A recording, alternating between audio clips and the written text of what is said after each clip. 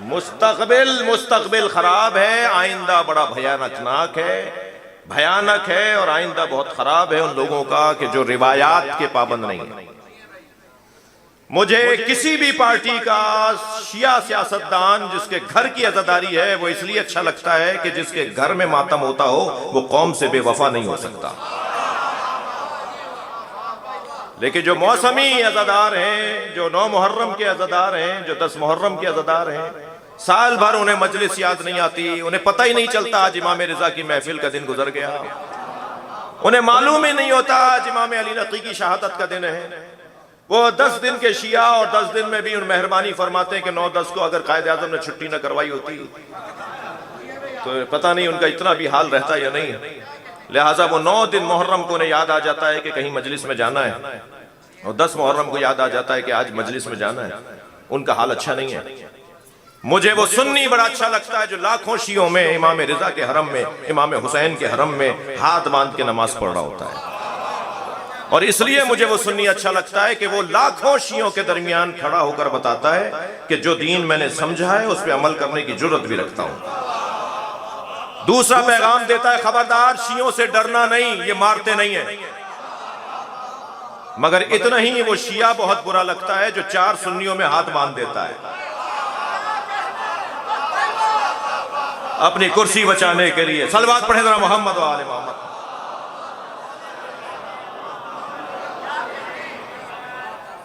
توجہ ہے؟ اس دروازے سے اچھا دروازہ نہیں ہے۔ کسی کے خلاف بات کرنا بھی یہاں کا ایجنڈا نہیں ہے، کسی کی توہین کرنا بھی یہاں کا نصاب نہیں ہے۔ ہمارا تبرہ تو ہے ہی ہے کہ ہم علی کے دشمن کو جانتے ہی نہیں، وہ اسی پہ مرے جا رہے ہیں کہ ان کی بات کیوں نہیں کر رہے، اور ہم بات اس لیے نہیں کر رہے کہ جو بھی علی کے سامنے آیا ہو یا آئی ہو بے احترامی نہیں کریں گے مگر آئیڈیل بھی نہیں مانیں گے۔ یہی ہے اس مکتب کے پیغامات کا ایک حسین جلوہ۔ بارہا کہہ چکے ہیں کہ ہم اہل سنت کے مقدسات کی توہین کو حرام سمجھتے ہیں، مگر بنی امیہ کی توہین، بنی امیہ کی تعظیم، بنی امیہ کا احترام ہم نہیں کریں گے۔ بہت واضح بات ہے، اس ممبر سے غدیر بیان ہوگی، اس ممبر سے سیدہ پہ ہونے والا ظلم بیان ہوگا، معقول انداز سے، مدلل سے انداز سے، انتہائی وقار کے ساتھ، متانت کے ساتھ، دلیلوں کے ساتھ۔ بات سمجھ میں آئے تو لے لے گا بندہ، نہیں سمجھ میں آئے تو اس بات کو چھوڑ کے دوسری بات کی طرف توجہ کر لے، اس سے بہتر دروازہ نہیں ہے۔ سورہ مبارکہ سجدہ آیت نمبر 24۔ وَجَعَلْنَا مِنْهُمْ أَئِمَّةً يَهْدُونَ بِأَمْرِنَا، اور ہم نے ان میں سے کچھ کو امام قرار دیا۔ معیاری تو بہت تھے، اللہ جن میں سے امام بناتا ہے ان میں ایک نام عباس ہے۔ اس معیار کے لوگوں میں سے بھی اللہ جنہیں چن لے، منہم کا ہے، یعنی کچھ اور بھی ہیں جو امام نہیں ہوئے۔ علماء کرام کو سبق سنا رہا ہوں، من بازیہ ہے، کچھ اور بھی ہیں جو مقام میں ایسے ہی ہیں مگر امام نہیں ہوئے۔ ان میں سے کچھ ایک جیسے معیار کے لوگوں میں سے کچھ کو ہم نے امام چنا ہے، جسے استاد قمر جلال بھی کچھ انداز سے بیان کرتے ہیں۔ جی اللہ، پہلا مصرع، مقام حضرت عباس کچھ کم، مقام حضرت عباس کم نہیں تھا قمر،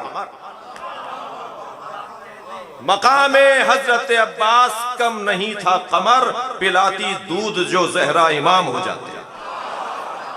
صلوات پڑھیں محمد و آل محمد۔ اب ایسی ہستیوں میں سے توجہ ہے، ایسی ہستیوں میں سے اللہ امام بناتا ہے۔ میں نے ایک جملہ کہا کہ ہمارے کاموں میں اور اللہ کے کاموں میں فرق ہے۔ ہمارا کام اور اللہ کا کام، ایک مختصر جامع جملہ بولنے کی کوشش کر رہا ہوں۔ میرا تو اس وقت میں جو آپ کو ہدیہ دے رہا ہوں وہ جملوں کی صورت میں ہدیہ ہے نا، ایک جامع ہدیہ ایک جملے کی صورت میں۔ اللہ کے کاموں میں اور بندوں کے کاموں میں یہ فرق ہے کہ بندوں کے کام ابتر ہوتے ہیں، اللہ کا کام کوثر ہوتا ہے۔ اللہ اللہ جب بناتا ہے تو اللہ بناتا ہے جی. جس کے پاس کچھ نہ ہو وہ کچھ بنائے گا تو کیا بنائے گا؟ سارے جاہل مل کر بھی کوئی عالم نہیں بنا سکتے. سارے مریض اگر اتحاد کر لیں تو ڈاکٹر پیدا نہیں کر سکتے. سارے مقدمہ باز جمع ہو جائیں تو جج نہیں بنا سکتے. یہ منصب توفیق الہی ہے. یہ منصب کہیں سے بنایا جاتا ہے. ہم ان میں سے امام بناتے ہیں. یہ مائک چل رہا ہے, اس کا تار, اس کا سسٹم سنبھالنے کے لیے ہمارے دوست کہیں بیٹھے ہوئے ہیں. اگر یہ آوازیں نکالنا شروع کر دے, یہ میری آواز کو برابر نہ پہنچائے اور تنگ کر رہا ہو بار بار, جو ہمارے ساتھ ہوتا بھی ہے ایسا, اور وہاں سے ایک جوان اٹھے اور وہاں سے ایک بزرگ اٹھے, کہا جی کہاں رکھی ہے مشین, میں ٹھیک کرتا ہوں, تو شبر بھائی تو ناراض ہو جائیں گے, بھائی خراب نہیں کرو, تم کو آتا ہے؟ جی جہاز اڑ رہا تھا, پائلٹ کو ہارٹ اٹیک ہو گیا جی, وہ سیٹ پہ بیٹھے بیٹھے مر گئے. اب جہاز اڑ رہا ہے اور انہوں نے آ کر آواز لگائی کہ صاحب جہاز کا جو چلانے اڑانے والا تھا وہ مر گیا ہے. تو کیا مسافر میں سے کوئی بھی جا کے بیٹھ جائے گا وہاں؟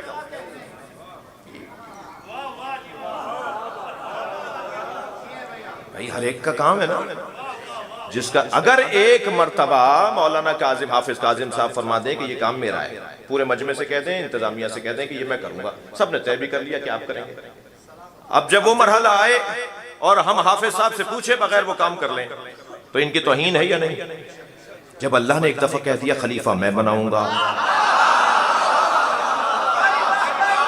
امام میں بناؤں گا, جب اللہ نے ایک دفعہ کہہ دیا کہ نبی بنانا میرا کام ہے, جب اللہ نے ایک دفعہ کہہ دیا کہ ہدایت دینا میرا کام ہے, تو پھر مسلمانوں کو اتنا تو سوچنا چاہیے تھا کہ اللہ سے پوچھ لیں.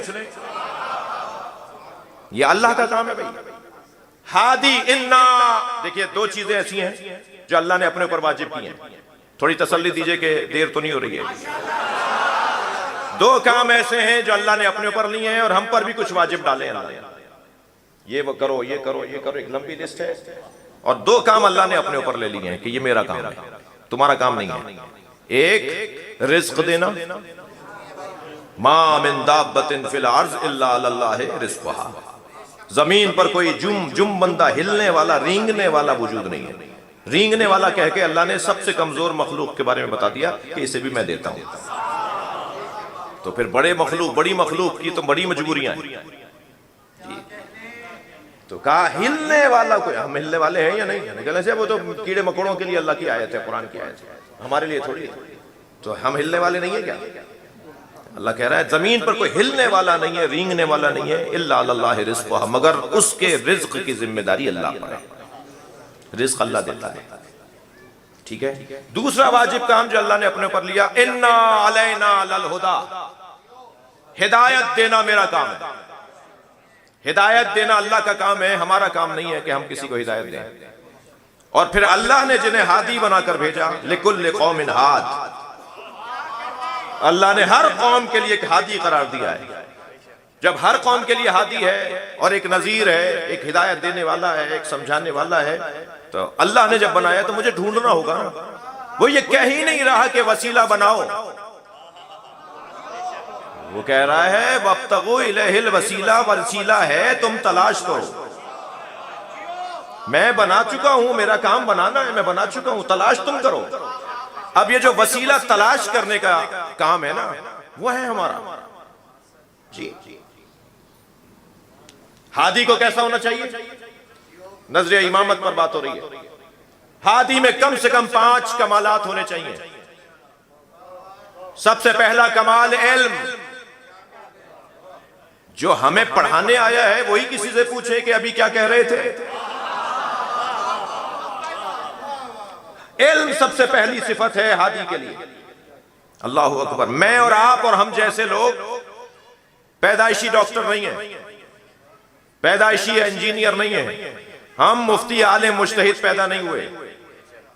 لیکن جن کے دروازے پر بیٹھے ہیں وہ گود میں کہتے ہیں قرآن سناؤں, تورات سناؤں, انجیل سناؤں, زبور سناؤں. یہ وہاں سے پڑھ کر آتے ہیں. ایک کمال علم. دوسرا کمال شجاعت. ڈرنے والا ڈرپوک, گھبرانے والا, بھاگنے والا, جی وہ کسی طور پہ بھی نمونہ عمل نہیں ہو سکتا. جی شجاع. میرے مولا فرماتے ہیں لو اجتماع العرب علی قتالی، اگر سارا عرب مجھے مارنے کے لیے جمع ہو جائے.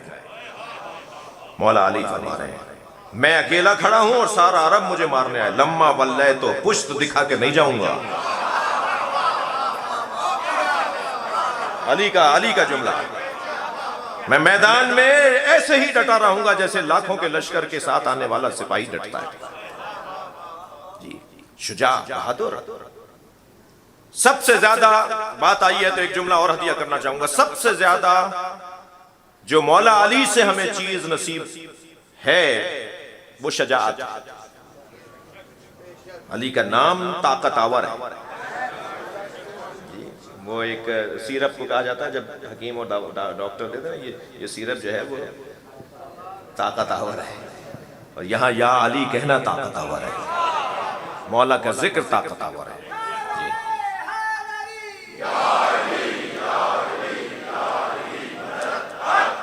شجاعت دوسرا کمال. تیسرا کمال سخاوت. ان کے پاس نہیں ہوتا تب بھی دیتے ہیں. ایک جوان کہنے لگا مولانا یہ کیسے ممکن ہے، نہیں تھا تو کیسے دے دیا؟ میں نے کہا کیا مطلب؟ کہا ہوگا تو دیں گے. میں نے کہا اگر تمہارے پاس دینے کا جذبہ ہوتا تو پیسے ہوتے. پیسے سے کوئی تعلق نہیں ہے سخاوت کا. ایک امر قلبی ہے، کیفیت قلبی ہے. عطا کا جذبہ بنا لو، خود اللہ تمہارے ذریعے بٹوائے گا. تمہارے ہاتھوں میں دے دے گا پیسہ، پھر تم بانٹنے والے ہو گئے. تیسرا کمال. چوتھا کمال غیرت. چوتھا کمال غیرت. غیرت مند لوگ، ہادی اسے کہیں گے جو غیرت مند ہو. جی. پانچواں کمال عزت. صاحب عزت ہی عزت دے سکتا ہے. جی. عزت کی مختصر تعریف لے لیجئے. امامت کی صفات بیان ہو رہی ہیں. ایک کیل کو تصور میں لائیے. یہ کیل 3 جگہ پر ٹھوکی جا سکتی ہے. یہ کیل دیوار میں ٹھوکیں گے، اگر دیوار فولادی ہوگی تو یہ کیل ٹوٹ جائے گی، مڑ جائے گی، اندر نہیں جائے گی. ڈرل کریں گے کیل کو اندر ڈالنے کے لیے، دیوار میں ڈالنے کے لیے. جی. جتنی دیر اس کیل کو دیوار میں جانے میں لگ رہی اتنی ہی یہ دیوار عزت مند ہے. یہ غیر کو جگہ نہیں بنانے دے رہی. غیر کو جگہ نہیں بنانے دے رہی، اتنی دیر تک یہ عزت والی ہے. لکڑی پر جب آپ کیل ٹھوکتے ہیں تو 2-3 ضربتوں میں اندر چلی جاتی ہے. جتنی جلدی اندر کیل جا رہی ہے اتنی ہی وہ عزت سے خالی ہے. لیکن یہ کیل کبھی کبھی پتھر پر بھی ٹھوکنے کی کوشش کی جاتی ہے، اور جب کیل کو پتھر پہ ٹھوکتے ہیں تو پتھر ٹوٹ جاتا ہے. وہ کہتا ہے مر جاؤں گا، غیر کو جگہ نہیں بنانے دوں گا. اس کیفیت کو عزت کہا جاتا ہے. یہ وہاں سے عزت لے کر آئے بھائی. یہ صاحبان عزت کا خانوادہ ہے. میں اگر 2 گھنٹے تک گلاب بیچنے والے کی دکان پر بیٹھوں تو 6 گھنٹے تک میرے اندر سے گلاب کی خوشبو آتی ہے. جی. جو 70 سال سے حسین حسین کر رہا ہو، اس کے کردار میں حسینیت نہیں آئے گی. اس کی تو چال بتائے گی کہ حسینی جا رہا ہے، اس کا روش بتائے گی کہ حسینی جا رہا ہے. لہذا یہ تمام کمالات ہم نے ان میں سے کچھ کو امام بنایا، منتخب کیا ہے. منہم ائمۃ، جن کا کام کیا ہے، یہدونا بامرنا. ہم نے بنایا ہے کہ وہ ہدایت دیں. ان کا کام ہدایت دینا ہے. جو ہادی ہوتا ہے نا، جو ہادی ہوتا ہے، جو مربی ہوتا ہے، وہ سخت مزاج نہیں ہوتا، وہ تند مزاج نہیں ہوتا، وہ اکھڑا اکھڑا نہیں رہتا، وہ منہ بگاڑ کر نہیں ملتا. اس کا اخلاق، اس کا چہرہ ہدایت دے رہا ہوتا ہے. ہدایت دینے والے کو ارشاد ہو رہا ہے نبی مکرم کے بارے میں، لقد جاءکم رسول من انفسکم عزیز علیہ ما عنتم حریص علیکم بالمؤمنین رؤوف الرحیم. ہم نے جس رسول کو تمہارے پاس ہدایت کے لیے بھیجا ہے، اس کی پہلی صفت یہ ہے کہ عزیز علیہ ما عنتم، تم پر جو پریشانیاں آتی ہیں وہ اس میں پریشان ہو جاتا ہے. حریص علیکم، اور تمہارا وہ حریص ہے، تمہارا وہ حریص ہے۔ میں نے ابتدا میں امام صادق کے دو واقعے سنائے، وہ تمہارا حریص ہے۔ اچھا، صفت حرص ذاتی طور پر شہرہ عام میں اچھی صفت نہیں ہے، مگر یہاں اللہ نے اپنے نبی کے لیے صفت حرص کو استعمال کیا ہے۔ جی، حرص اس وقت قابل مذمت ہو جائے گی کہ جب متعلق قابل مذمت ہے۔ اگر متعلق قابل تعریف ہے تو حرص بھی قابل تعریف ہو جائے گی۔ مثلا اگر کہا جائے کہ زید حریص علی الدنیا، زید دنیا کا حریص ہے، تو یہ مذمت کر رہا ہوں میں خود بخود، کیونکہ دنیا کی طلب کوئی اچھی بات نہیں ہے۔ لیکن اگر فوراً کہہ دیا جائے زید حریص علی العلم، زید علم کا حریص ہے، تو اب تعریف ہو رہی ہے۔ جو نبی مکرم کے لیے اللہ نے کہا نا کہ میرا نبی تمہارا حریص ہے، ہمارے پیسے کے حریص، معاذ اللہ، کیا دیں گے ہم؟ کیا دے سکتے ہیں؟ ولائی سماعتیں اور مجلس محفل سننے آئے بیٹھے لوگوں سے جملہ کہہ رہا ہوں، سرکار جب معراج پر گئے تو سدرۃ المنتہا پہ پہنچے تو خیال آیا کہ کسی سے جوتیاں اتروائی تھی، میں بھی اتار دوں۔ بھائی تھوڑی گردن ہلا دیجئے گا اگر میری بات جا رہی ہے تو۔ فوراً آواز آئی میرے نبی جوتیوں سمیت آؤ، اور جب سرکار جوتیوں کے ساتھ وہاں گئے نا تو اللہ اس جگہ کو کہہ رہا ہے وَهُوَ بِالْأُفُقِ الْأَعْلَىٰ، میرا نبی سب سے بلند مقام پہ تھا، نبی سب سے بلند مقام پر ہیں اور جوتیاں پہن کے ہیں، سب کچھ ان کی جوتیوں کے نیچے۔ کیا دے دیں گے ہم کیا دے دیں گے اپنے نبی کو؟ لہٰذا اگر نبی کے لیے اللہ نے کہا ہے کہ حریص علیکم، وہ تمہارا حریص ہے، ہماری ہدایت کے حریص ہے، ہماری بہتری کے حریص ہے، ہماری ترقی کے حریص ہے۔ جہاں کرکٹ کی اور ہاکی کی ٹیم کے لیے وزیر ایئرپورٹ پر استقبال کرتے ہیں، کیا دیگر ممالک سے گولڈ میڈل لانے والا کمپیوٹر سائنس میں اور مثال کے طور پہ کیمسٹری میں اور مثال کے طور پہ فلاں مہارت کے اندر جو گولڈ میڈل لے کر واپس لاہور ایئرپورٹ پہ اتر رہا ہے، اسے بھی وزیر لینے جاتا ہے؟ اس کا استقبال بھی ہمارے مملکت کے بڑے کرتے ہیں۔ جی، اگر آج نبی کا کلمہ پڑھنے والا دنیا کا مثلاً ٹاپ 10 سائنسدانوں میں سے کوئی ایک ہو جائے تو نبی یہ چاہتے ہیں، نبی یہ چاہتے ہیں کہ میرا کلمہ پڑھنے والا عزت پائے، عظمت پائے، فخر سے سرکار کہیں گے میرا چاہنے والا ہے، پوری دنیا چلا رہا ہے، میرا کلمہ پڑھتا ہے۔ لہٰذا جتنا میرے اندر قابلیت اور صلاحیت بڑھے گی اتنا نبی کو میں خوشی فراہم کروں گا۔ اور یہی کیفیت کچھ اہل بیت کے چاہنے والوں کی ہونی چاہیے، وہ یہدون بامرنا، ہمیں ترقی کرتا ہوا دیکھنا چاہتے ہیں۔